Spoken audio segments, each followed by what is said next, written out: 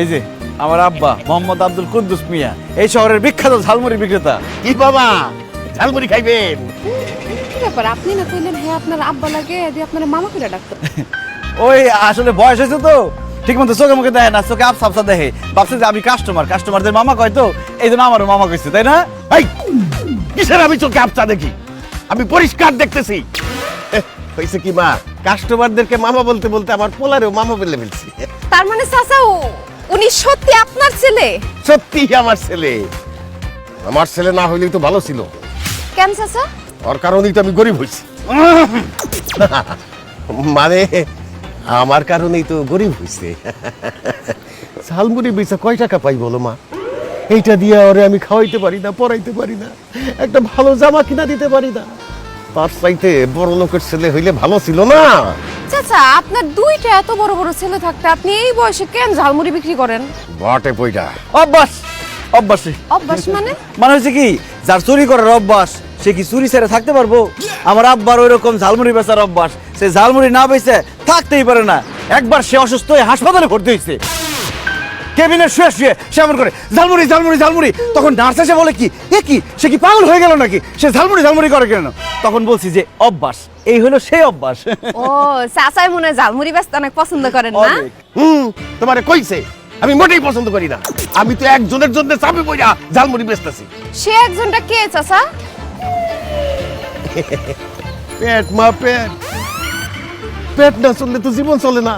এই ঝালমুড়ি বেচা পেটের খাবার জোগাড় করি। যাই হোক মা, যাও তোমরা ওদিকে গিয়ে গল্প করো, আমার কাস্টমার আসতেছে না, আমার ব্যবসা তো নষ্ট হয়ে যেতেছে। চলো। চাচার হাতের ঝালমুড়ি খাওয়া যাবো না?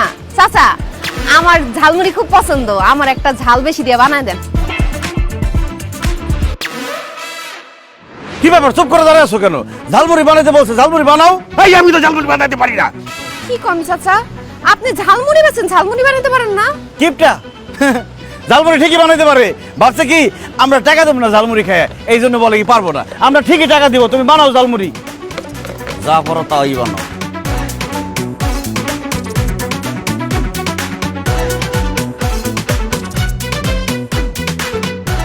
শহরের বিখ্যাত ঝালমুড়ি।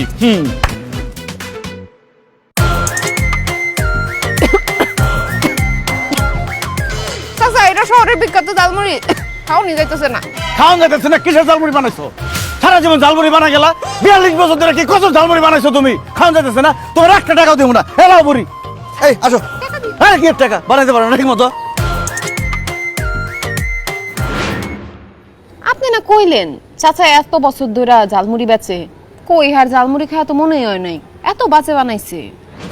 আসলে পুরুষ মানুষের মন ঝগড়াঝাটি হলে কি আর ঠিক থাকে? বুঝছি কি, কালকে রাত্রে আমার আব্বা আর আম্মায় তুমুল ঝগড়া করছে। ওরে বাবা রে বাবা, কি ঝগড়া! ঝগড়ার পরে আমার আব্বার মনটা খুব খারাপ। মনটা খারাপ বলেই ঝালমুড়ি বানাইছে খারাপ করে। কিন্তু চাচারে দেখে তো মনে হয়েছে আর মন খারাপ না, মেজাজ খারাপ। আর ওই একই মন আর মেজাজ তো একই, দুইটাই তো মদিয়া তৈরি।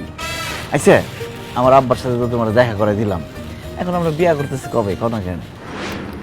বিয়ার সিদ্ধান্ত নেওয়ার আগে তো আপনার আম্মার সাথে কথা বলা দরকার।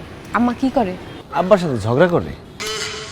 ঝগড়াঝাটি না, আরে এটা তো পেশা হইতে পারে না, মানে কাজ হিসেবে কি করে? ওই কাজ করে। কাজটা কি? মানুষের বাসায় কাজ করে, কাজের বুয়া। আহারে, কাজের মানুষের অনেক কষ্ট, সেটা আমি খুব ভালো মতোই বুঝি। আচ্ছা আপনার আম্মার সাথে একটু দেখা করাই দিবেন? কি বলো, তার সাথে দেখা করে তুমি কি করবা? ওমা, তার সাথে দেখা না করে আমি সিদ্ধান্ত কিভাবে নিব? তাছাড়া বিয়ের পরে তো আপনার থেকে বেশি সময় আমি আম্মার সাথে থাকবো, তারও তো একটা পছন্দ অপছন্দের ব্যাপার আছে। সে যদি আমারে পছন্দ করে তারপরে আমি বিয়ের সিদ্ধান্ত নিব। আসলে হয়েছে কি, আমার আম্মাই তো মানুষের বাসায় বাসায় কাজ করে, আমার বাসায় থাকেই না, মানে তার সাথে তুমি কেমনে দেখা করবা? সমস্যা কই, সে যেখানে কাজ করে ওইখানেই যাব, এক ফাঁকে তার সাথে দেখা করে আসবো। আসলে বিয়ের সিদ্ধান্ত তো আপনার আম্মার সাথে কথা না বললে আমি ফাইনাল করতে পারতেছি না। দেখা করাবেন না? অবশ্যই দেখা করাবো। আমার মা যে বাড়িতে কাজ করে, দরকার হলে আমি তোমার সেখানে নিয়ে যাবো।